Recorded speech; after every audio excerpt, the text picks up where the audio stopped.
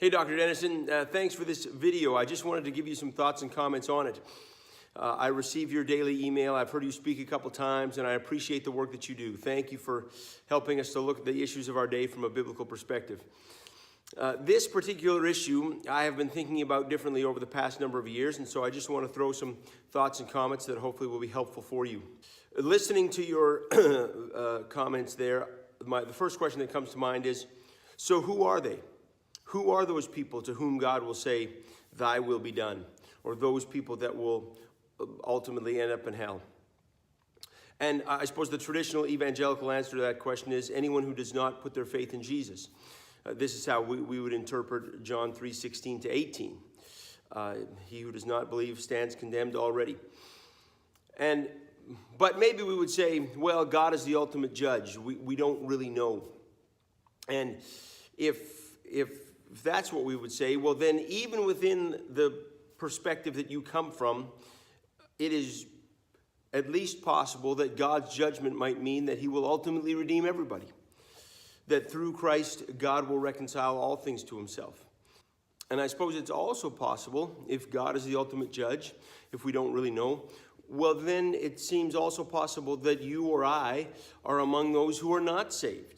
As I read Matthew chapter 7, verses 21 to 23, I can't find a reason that that's not me. I feel like, why am I not among the deceived? Why am I not one to whom God will say, depart from me? The people in Matthew 7, 21 to 23 seem genuinely surprised that they're not in. And so I think if we're going to say God is the ultimate judge, then we've got to be open, obviously, to the possibility that God's going to redeem everybody, and we've got to be open to the possibility that he may not redeem me. But if our answer to the question, who are those to whom God will say, thy will be done, if our answer to that question is, yes, anyone who does not put their faith in Jesus, then we would come up with a host of exceptions to that rule. We would say, well, that doesn't apply to kids, and that doesn't apply to the mentally ill, and that doesn't apply to those who have never heard the gospel. And then we would have to qualify people as being part of each of those groups. What's the age of accountability? What does it mean to be mentally ill? What does it mean to have an opportunity to respond to the gospel? And we would make all sorts of exceptions for all sorts of people related to that rule. And what we're saying is that God gives due consideration to the circumstances of life, which gives some people an incredible opportunity to respond to the gospel, and other people almost no opportunity to respond to the gospel. And that such consideration on God's part causes him to either accept into his presence some people who have not responded in faith to the person of Jesus, or it causes him to give people some sort of post-mortem opportunity when the blinders of life have been removed. But it seems to me that if we're willing to go that far, if we're willing to go as far as to say God takes into consideration the circumstances of life, then it doesn't seem to me to be all that much further to say that all of us are affected by life's circumstances. None of us sees things perfectly. We all look through a glass darkly. None of us have had a perfect opportunity to respond to the gospel because life is imperfect. But maybe God takes that into consideration, and maybe he might just even save all of us. So for me, it has come just to make best sense based on the character and nature of God, based on what I think is a faithful reading of Scripture, based on reason, based on life's experiences.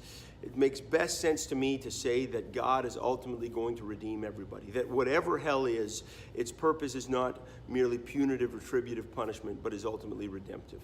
And as I understand The Great Divorce by C.S. Lewis, maybe what I would say or agree with is if there's this bus that goes from heaven to hell to pick people up, that just the bus keeps coming, that it is never too late for anybody, that God will continue to pursue and continue to pursue, and that God ultimately, in the end, will win over even the most ardent rebel, that whether in this life or the next, that God will continue to pursue people until everybody puts their faith in Jesus. Everybody responds to the gospel.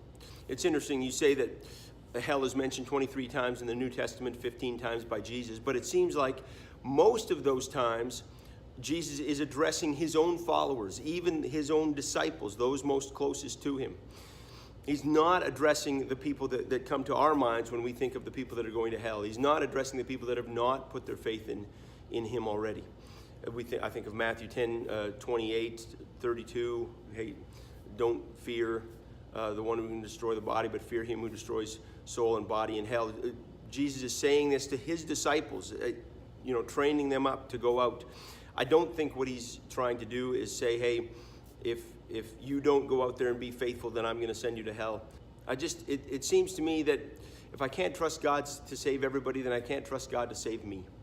And I think if God's love is everlasting, if Jesus understands what it's like to be us, then I think God does more than take into consideration the circumstances of life. He walks alongside us, I think, ultimately redeeming us all. So anyways, those are just some comments. I hope they're helpful for you. There's, of course, much more there that could be discussed, more things to be thought of there. Hope that's helpful for you, and all the best in your continued ministry.